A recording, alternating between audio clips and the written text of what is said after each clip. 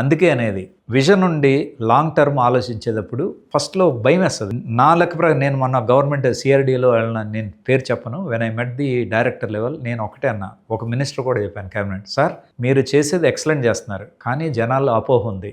అపోహ ఉన్నప్పుడు బర్డెన్ మీ మీద ఉంటుంది. ఆ అపోహను ఎట్లా తెచ్చాలి? మీరు కమ్యూనికేట్ చేయాలి. నాలాంటి చేస్తే నేను రియల్ ఎస్టేట్ అమ్ముకోవడానికి చేస్తాను అనుకుంటారు, కానీ మీలాంటి వాళ్ళు గో అనే బ్రాడ్కాస్ట్, గో అనే టీవీ ఇంటర్వ్యూ, రెస్పాన్సిబిలిటీ, గో అనే TV interview, address the concerns, address boldly. నేను చెప్తున్నాను కదా, అపోజిషన్ అంటే మెలైన్ చేయడానికి చేస్తారు, ఫార్మర్స్ ఏమో భయపడి కామెంట్ చేస్తారు.